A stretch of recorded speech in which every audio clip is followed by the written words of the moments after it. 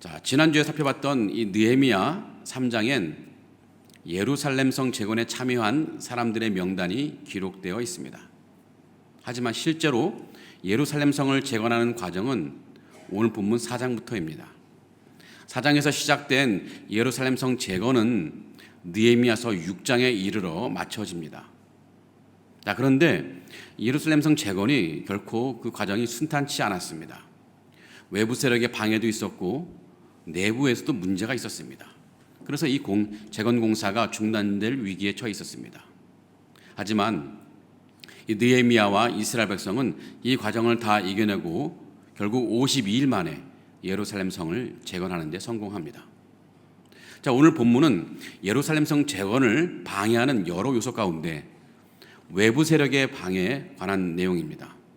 누가 방해했고 그들은 어떻게 방해했고 또 이런 방해에 대해서 느헤미야와 예루살렘 사람들은 어떻게 이겨냈는지를 한번 살펴보면 좋겠습니다. 자, 느헤미야와 이스라엘 백성들이 드디어 예루살렘 성을 재건하기 시작했습니다. 142년 전에 무너져 폐허가 된 예루살렘 성, 그동안 폐허로 방치되었던 그 예루살렘 성을 다시 세우는 것입니다. 그런데 문제가 생겼습니다. 이 건축에 대해서 처음부터 못마땅하게 여긴 외부 세력이 있었거든요. 그들은 이 건축을 방해합니다. 예루살렘 성 재건을 방해하는 그 외부 세력은 산발랏과 도비아인데요. 산발랏은 사마리아 지역을 관할하는 페르시아 제국의 총독이었습니다. 도비아는 산발랏의 부하였던 것으로 보이는데요. 이 당시 이 고대 근동 지역 대부분이 페르시아 제국의 식민지였습니다.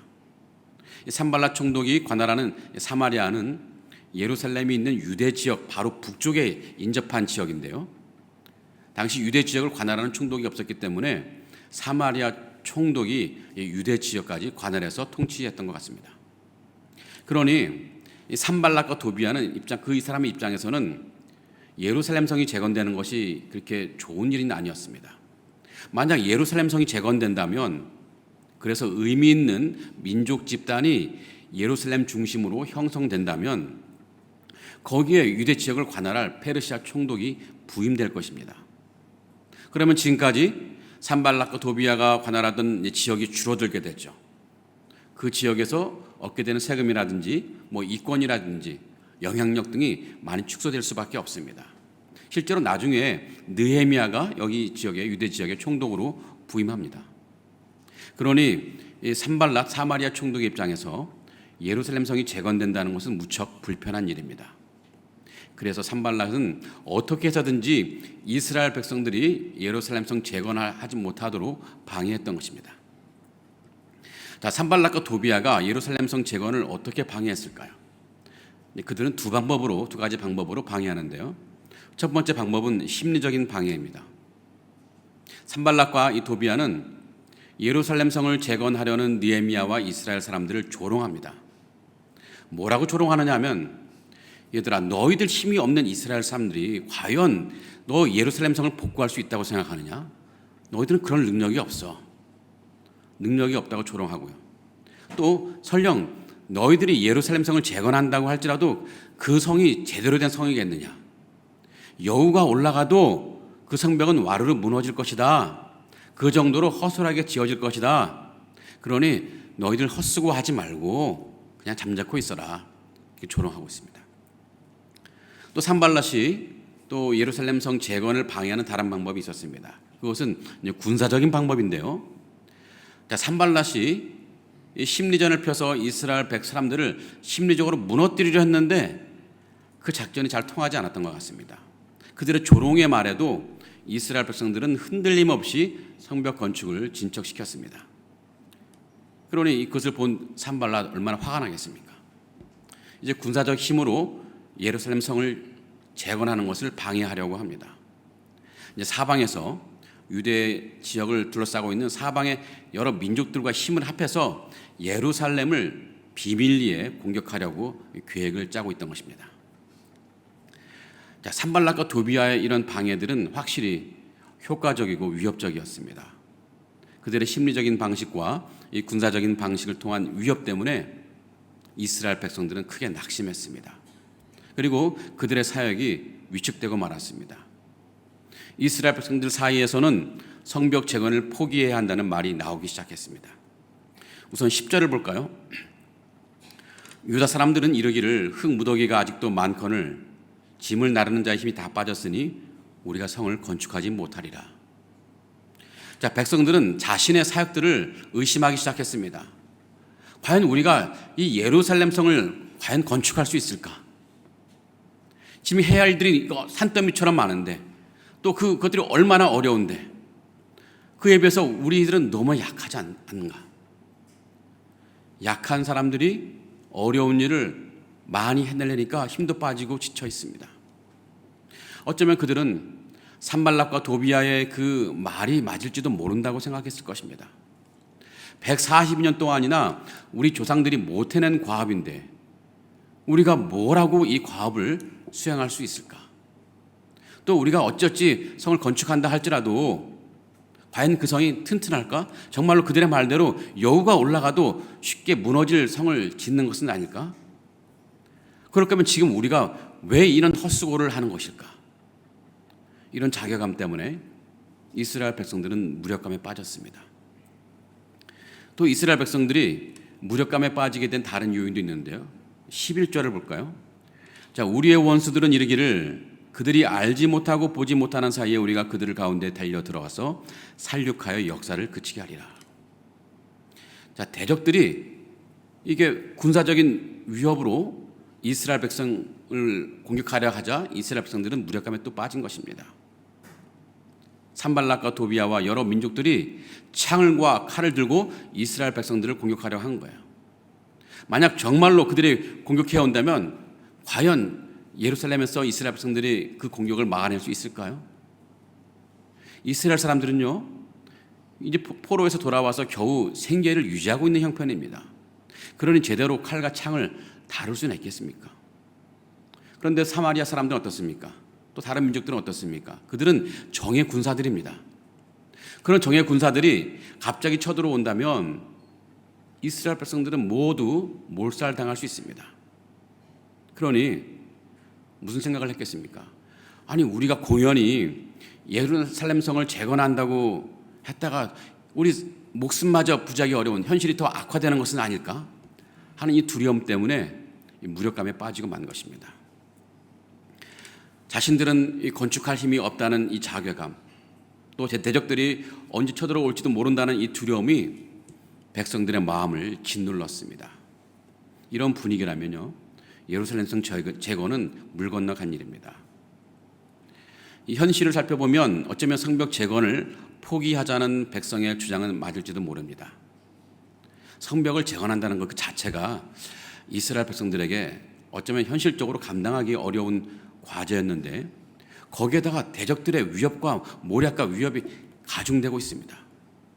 인간적으로 보면 예루살렘 성 재건은 불가능한 일로 보입니다. 그러니까 백성들은 이 무력감에 빠져 낙심하고 있습니다. 지금 이스라엘 사람들이 겪는 이 무력감은요, 종종 하나님의 일을 하는 사명자들에게도 쉽게 찾아오곤 합니다. 처음에는 사명감을 갖고 야심차게 시작하지만 어느 순간 현타가 와요. 현실을 자각하는 타임이 오는 것입니다. 내가 과연 이 일을 할 능력이나 형편이 되는 것일까?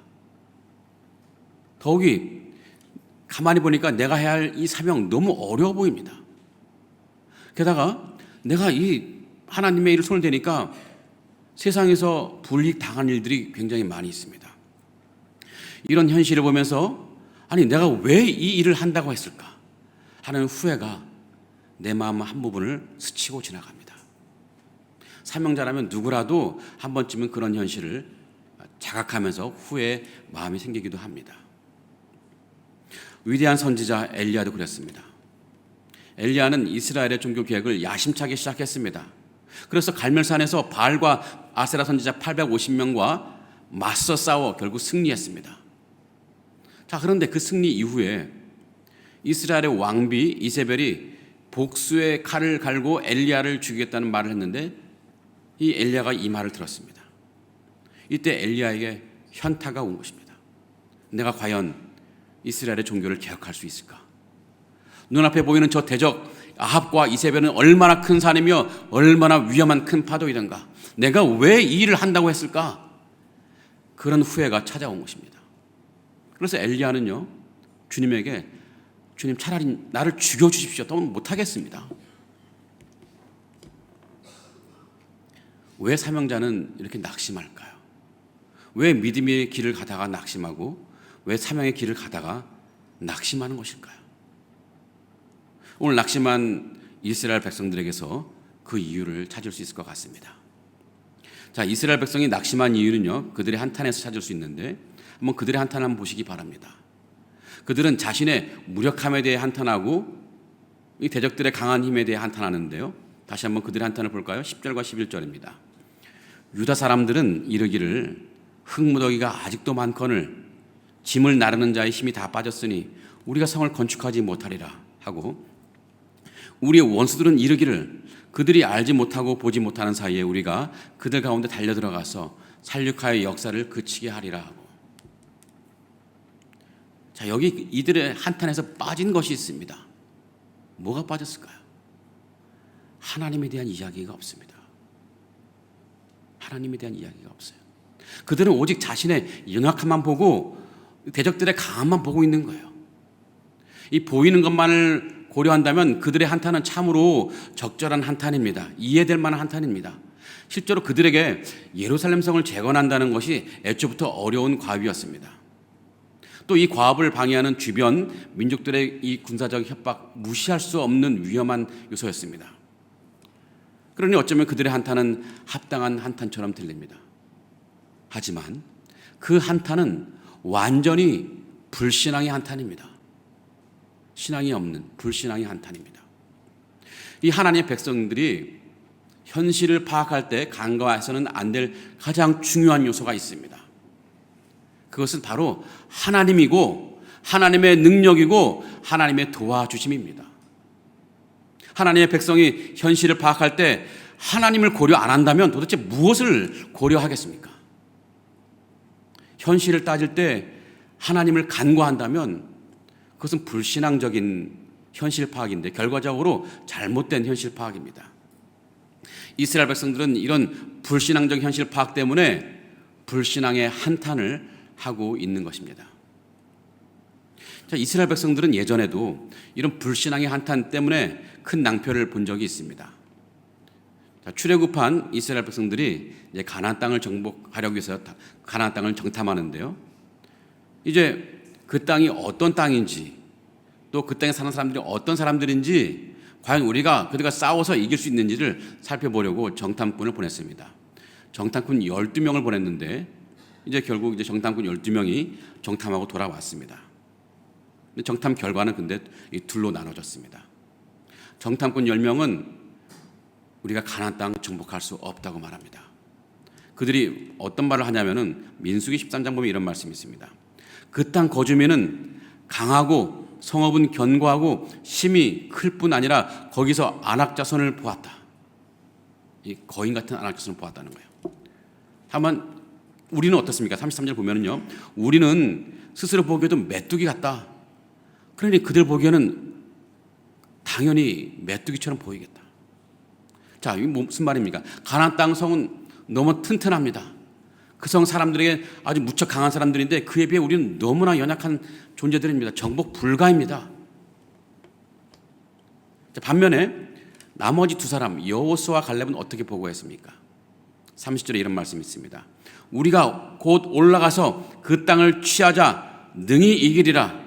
분명히 그들은 강한 성이고 강한 민족이지만 우리는 올라가서 그 땅을 취할 수 있다. 능히 이길 수 있다. 라고 단언한 것입니다. 자, 왜 이들은 이 12사람은 똑같은 것을 정탐해놓고 왜 서로 다른 보고를 하는 것일까요? 이 정복할 수 없다고 말하는 열 정탐꾼은 가나안 땅과의 싸움이라는 이 현실을 보되 하나님을 고려하지 않은 현실을 보고 말하는 것입니다. 또 반면에 정복할 수 있다고 말하는 두 정탐꾼은 하나님을 고려한 현실을 말하는 것입니다. 그래서 이 10명의 정탐꾼은 불신의 보고를 한 것이고 나머지 두 정탐꾼은 믿음의 보고를 한 것입니다. 믿음의 보고. 그런데 이스라엘 백성들은 어리석게도 이 믿음의 보고를 거절하고 불신의 보고를 채택합니다. 그래서 하나님을 원망하고 모세를 원망했습니다. 결국 그것 때문에 이스라엘 백성들은 40년 동안이나 광야 생활을 해야 했습니다. 그들의 믿음은 아직 가나안 땅에 들어갈 믿음이 아니었던 것입니다. 어떤 분은 우리 교회가 과연 적절한 예배 처소를 찾을 수 있을까 염려합니다. 현실을 보면 그 염려는 타당합니다. 계약 만기일 다가오고 있습니다. 그런데 핵심적인 결정권을 가진 이 당국자는 어찌된 일인지 아직까지 시원한 대답을 주지 않고 있습니다. 우리 예배처소 TF 팀원들이 너무나 열심히 뛰는데 발바닥이 불이 나도록 뛰고 있는데 그 중국 당국자 앞에서 가는 길이 딱 막혀 있습니다. 이런 상황이다 보니까 과연 우리가 예배처소를 구할 수 있을까? 이러다가 못 구해서 어려움 당하는 것은 아닌가? 차라리 현실적인 대안을 찾아야 되는 것 아닌가? 이런 생각을 할 수 있습니다. 성도 여러분, 이런 염려는 불신앙의 한탄입니다. 불신앙의 한탄이에요. 저는 우리 하나님을 믿습니다. 하나님께서 분명히 예비해 두신 곳이 있을 것을 저는 확실히 믿습니다. 왜냐하면 느헤미야의 하나님이 곧 바로 우리의 하나님이시기 때문입니다. 느헤미야의 이 예루살렘성 재건이 현실적으로 가능성이 희박한 과업이었습니다. 하지만 보이는 현실 너머에 계신 하나님께서 이스라엘과 함께 하시니 예루살렘성은 재건되었습니다. 겨우 52일 만에요. 그 느헤미야의 하나님이 우리의 하나님이시기 때문에 분명히 하나님께서 우리와 함께 계셔서 우리의 예배처소 문제도 아주 간단히 해결해 주실 것을 저는 확신합니다. 다시 이제 느헤미야 얘기로 돌아오면요, 백성들이 예루살렘성 재건에 힘이 빠졌을 때 이런 분위기가 반전됩니다. 예루살렘성 재건이 다시 시작되는데요, 이것은 믿음으로 충만한 느헤미야의 메시지 덕분이었습니다. 느헤미야는 백성들을 모아놓고 격려합니다. 느헤미야가 백성들을 격려하며 그들에게 전한 메시지는 두 가지인데요, 첫 번째는요 14절에 있습니다. 너희는 그들을 두려워하지 말고 지극히 크시고 두려우신 주를 기억하라. 자, 백성들이 봐야 할 것은 보이는 대적들이 아니라고 말하는 것입니다. 또 백성들이 봐야 될 것은 너희들의 초라한 힘이 아니라는 것입니다. 너무나 어려운 현실을 볼 것이 아니라는 것입니다. 대신 이스라엘 백성들이 봐야 할 것은 지극히 크시고 두려우신 하나님, 이것은 곧 능력이 크신 하나님을 말하는 것인데요, 즉 대적들을 물리칠 수 있는 능력의 하나님, 우리의 초라함으로도 큰 일을 이뤄내실 능력의 하나님을 바라보라는 것입니다. 그 하나님이 우리 편인데 그 하나님을 바라보라고 느헤미야는 백성들에게 말하고 있습니다. 느헤미야가 또 백성에게 전한 두 번째 메시지는 20절에 있습니다. 우리 하나님이 우리를 위하여 싸우시리라. 우리 하나님이 우리를 위하여 싸우시리라. 우리가 하나님을 바라볼 때 그 능력의 하나님이 우리를 위하여 대신 싸워줄 것이라는 믿음을 가지라는 것입니다. 이 싸움에서 우리 힘만으로 싸운다면 분명히 패할 수밖에 없지만 능력의 하나님이 분명히 우리와 함께 우리를 위해 싸워주실 것이니 두려워하지 말고 낙심하지 말라고 말한 것입니다. 그 하나님을 믿고 담대하게 우리에게 맡겨진 사명을 감당하라고 느헤미야는 백성들에게 말하는 것입니다. 이스라엘 백성들은 이 느헤미야 이런 믿음 충만한 메시지에 힘을 얻고 다시 예루살렘성 재건에 힘을 냈고 결국 52일 만에 모든 방해를 물리치고 예루살렘성 재건에 성공합니다. 자, 그런데 여기서 우리가 궁금한 것이 하나 있습니다. 도대체 느헤미야는 어떻게 이런 신앙으로 무장했을까? 백성들은 보이는 현실 때문에 무력감에 빠지는데 느헤미야는 어떻게 이런 신앙으로 무장해서 보이는 현실에 매이지 않고 보이는 것 너머까지 볼 수 있었을까? 도대체 무엇이 이 느헤미야의 믿음을 형성하고 붙들었을까? 느헤미야가 이 백성들의 관점과 다르게 된 이 비결은, 막강한 신앙을 가지게 된 그 비결은 하나님과 끊임없는 대화 덕분이었습니다. 즉 기도입니다. 느헤미야는 늘 기도하던 사람이었습니다. 느헤미야는 늘 끊임없는 기도를 통해서 하나님을 신뢰하는 법을 배웠고 하나님을 신뢰했기 때문에 현실을 바라보는 눈이 남들과 달랐던 것입니다. 자, 느헤미야서 지금 4장인데요. 느헤미야 4장 이르기까지 느헤미야를 가만히 살펴보면요, 느헤미야는 늘 하나님께 기도하며 하나님과 대화했던 인물이었습니다. 자, 느헤미야서 1장에 보면요, 예루살렘 성이 폐허가 되었다는 말을 들었을 때 느헤미야는 주저하지 않고 하나님께 기도하며 금식합니다. 4절을 볼까요? 내가 이 말을 듣고 앉아서 울고 수일 동안 슬퍼하며 하늘의 하나님 앞에 금식하며 기도했다. 자, 느헤미야서 2장 보면요, 거기서 이제 아닥사스다 왕이 이 느헤미야의 얼굴에 수심이 가득 찬 것을 보고 느헤미야에게 너는 무엇을 원하느냐라고 물었을 때 느헤미야가 무엇을 했냐면 즉시 기도합니다. 2장 4절을 볼까요? 왕이 내게 이르시되 그러면 네가 무엇을 원하느냐 하시기로 내가 곧 하늘의 하나님께 묵도하다. 자, 느헤미야가 이 시점에서 기도하는 장면은 굉장히 인상적입니다. 자, 아닥사스다 왕이 느헤미야에게 무엇을 원하느냐고 물었을 때 느헤미야는 그냥 즉시 그 자리에서 내가 이것을 원합니다 라고 말할 수 있었을 것입니다. 하지만 느헤미야는 왕에게 말하기 전에 하나님께 기도해요. 여러분, 왕이 물으면 신하는 그 즉시 대답해야 됩니다. 그런데 그 짧은 순간에 느헤미야는 멈칫하고 기도를 한 것입니다. 참 대단한 사람이었습니다. 자, 감히 왕이 물었을 때 즉시 대답하지 않고 기도한다는 것도 대단하지만 그 짧은 순간에 기도할 생각을 했다는 것, 이건 역시 이 기도의 사람이 아니라면 도무지 할 수 없는 일이었습니다. 왜 느헤미야는 그 짧은 순간일지언정 기도했을까요? 그 자리에서 기도했을까요? 자칫 목숨을 잃을 수도 있는 그 상황에서 기도의 자리에 나갔을까요? 그것은 하나님의 도우심이 너무나 정말 필요하고 또한 하나님께서 분명히 도와주실 것을 확신했기 때문이었습니다.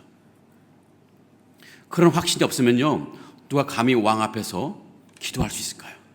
왕이 지금 바라보고 있는데. 확실히 느헤미야는 기도의 사람이었습니다.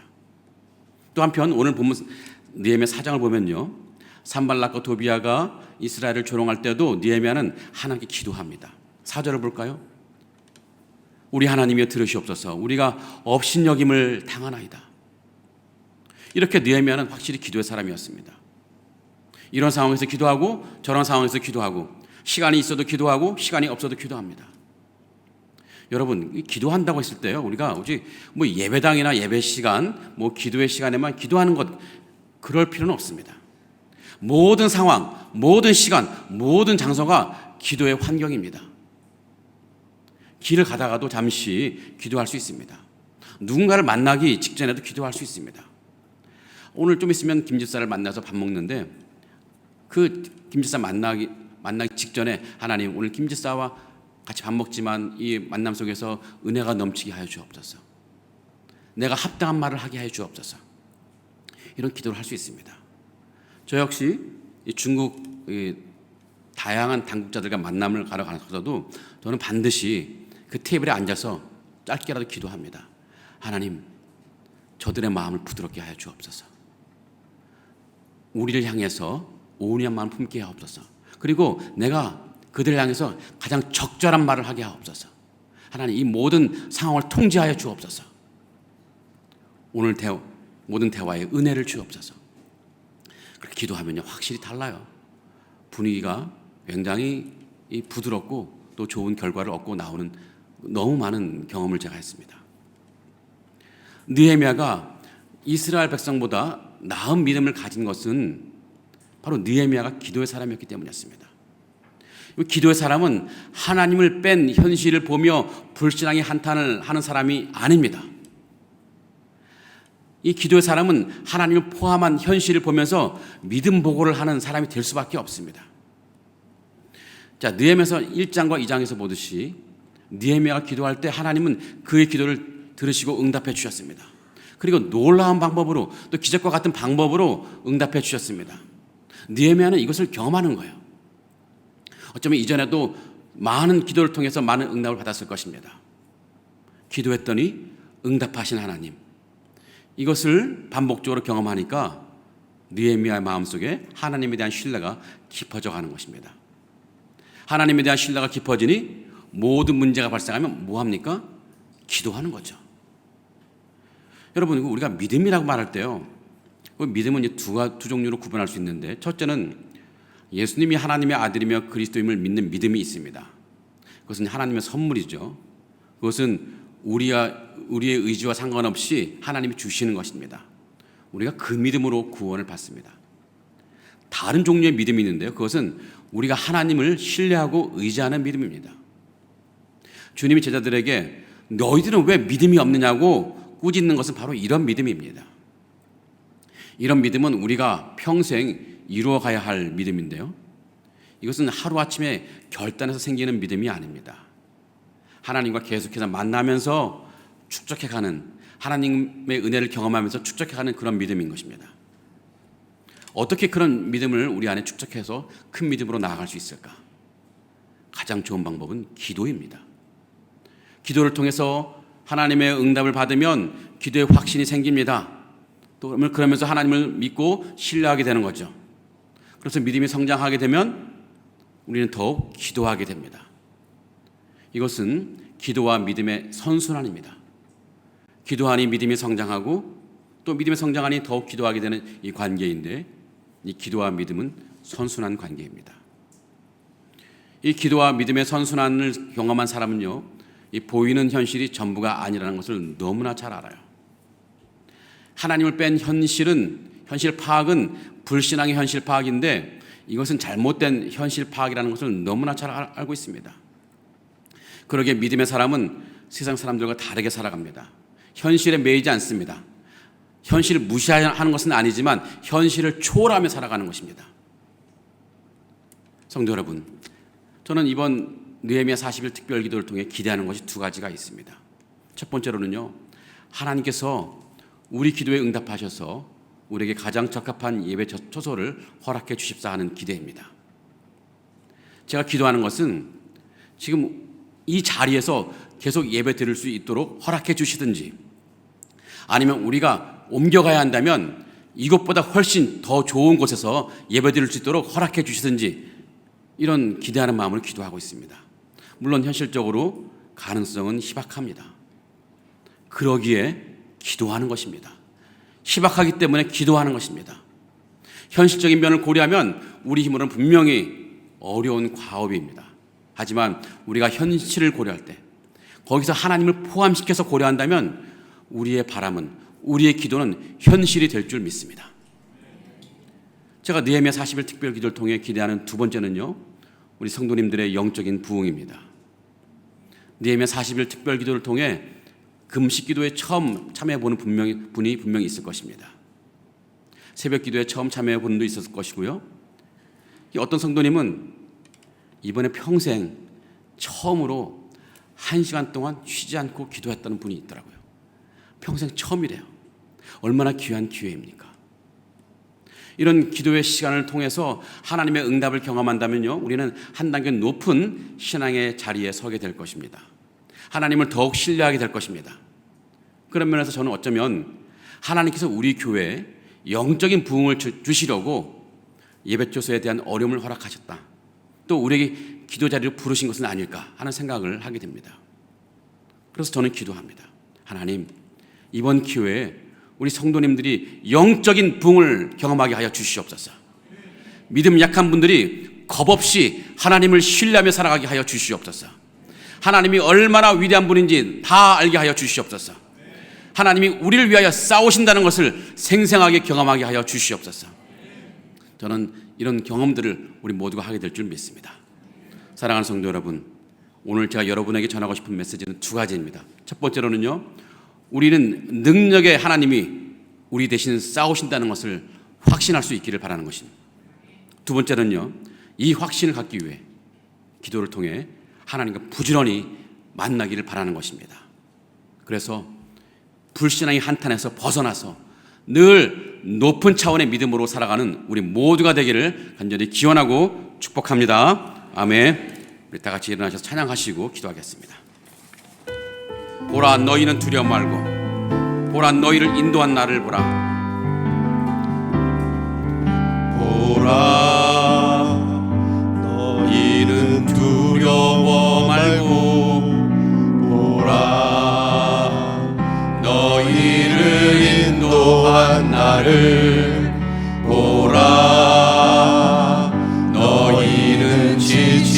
쉬지 말고 오라.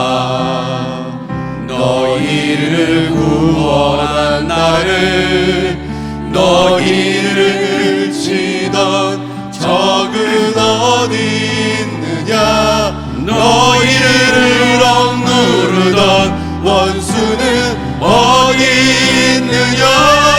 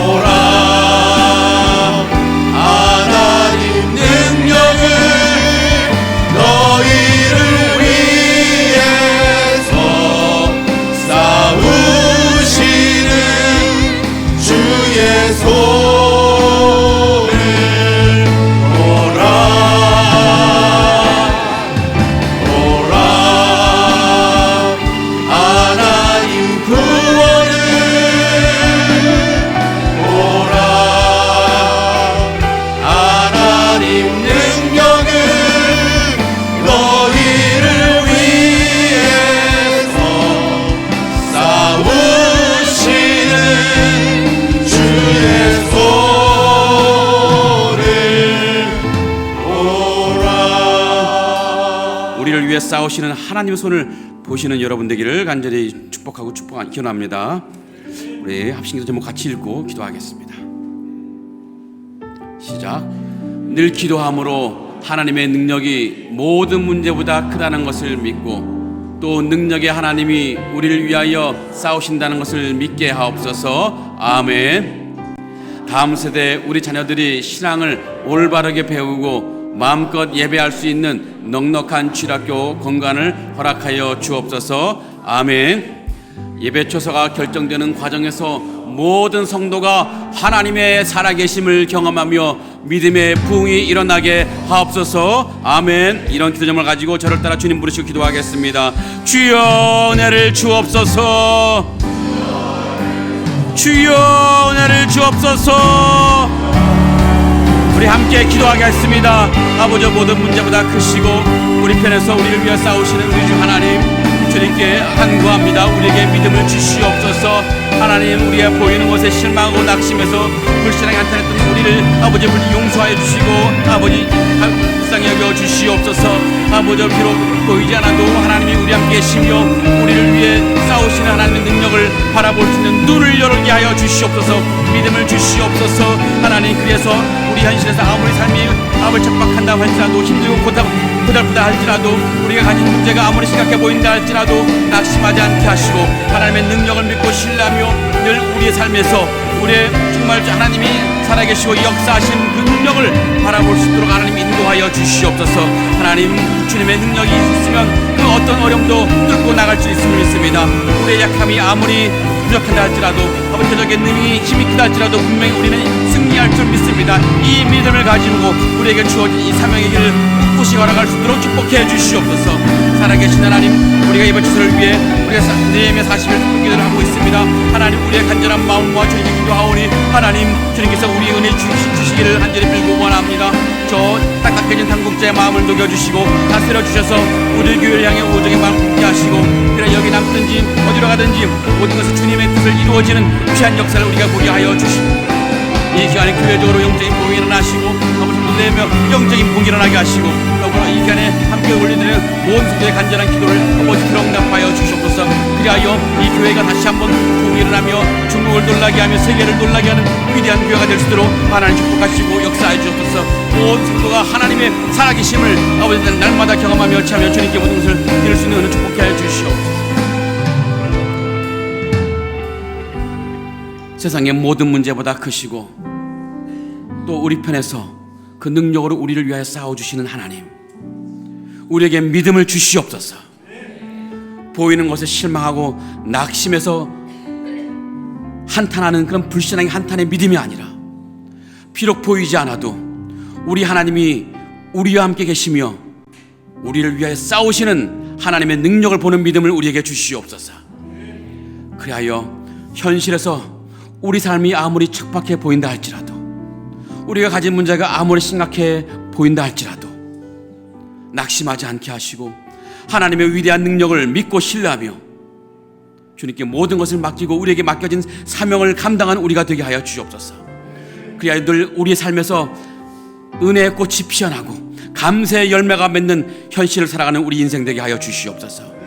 살아계신 하나님, 우리가 예배 초소를 위해 느헤미야 40일 특별 기도를 하고 있습니다. 우리의 간절한 마음을 모아 주님께 기도할 때 하나님 주님께서 우리에게 은혜를 주실 줄 믿습니다.